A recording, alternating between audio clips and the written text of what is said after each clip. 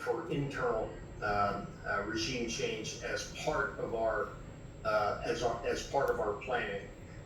I think the real question, I mean, despite the 2-decade experience with the United States and regime change, if you take just a look at the country of Iran, the huge size of it, the number of millions and millions of people, it's about 3 times the size of Iraq. I don't think that's a mission that the Israelis, who are talking most about regime change, I don't think there's any way they would take on that responsibility. And certainly an American presence would not be feasible. And it's unlikely that the international community would step in after any kind of, say, targeted assassination of key leadership and a leadership vacuum in that country. I'm going to bring in our correspondent here with me in just a moment. First, I do want to go quickly to Brett McGurk.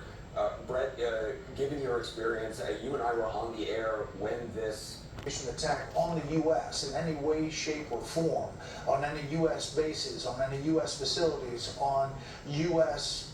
tourists overseas or at home, all bets are off the table. And this likely, the message being sent is that this is not a limited strike, if that's the case. Let's go back to Trey Yingst on the ground in Israel. Trey, I've been talking to you for many days, and the barrage from Iran has seemed to be intense, maybe not as intense tonight. Is that fair?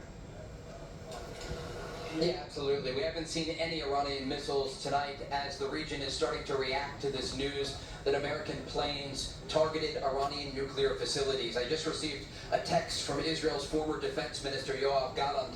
He says President Trump took a bold decision for the United States, for Israel, for all of humanity. The world is now a safer place. Gallant is one of the men who planned the Israeli strikes against these nuclear programs in Iran. And we spoke with him earlier in the week. He called on President Trump to take this decisive action. He had to do because it would stabilize, Yes, he in his did. words, the region. There's an With all the understanding threats he that was Iran getting making, closer and closer it to a needed to be nuclear done. weapon. We saw the statements You know what I'm saying? before the Israelis decided to strike these facilities about there was real concern It's from either the them or International us. Atomic Energy Agency regarding Had to be Iranian done. enrichment of uranium. Yeah, And but purity it had level to that be was done. closer and closer to weapons-grade material. And President Trump taking this action tonight to not only target the Fordow nuclear facility outside Let me know. the What'd you Iranian think? capital, deep underground, but also Let me know what you think. Like, I mean, I just felt like it had to be done with everything that was being said, you know?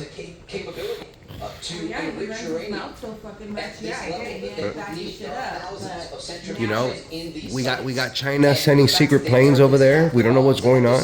I mean, To strike deep underground puts Iran I in a just feel like position tomorrow we're where gonna at wake some up point it and will have to make a decision something's about the gonna have future to of this happen. regime. nah, we Because good, the man. Israelis went after many of the air defense systems. Don't worry around about these him, Mo. nuclear I'll sites. be They alright. went after the sites I that love they you. could target with the fighter jets that they have. We talked with those Israeli pilots earlier in the week.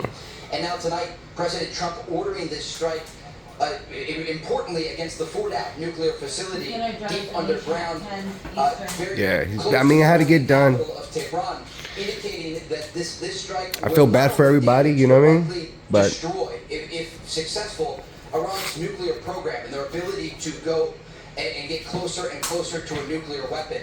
We expect to get more reaction from Israeli officials tonight, Brett, about this key strike that will change the course of the Middle East forever.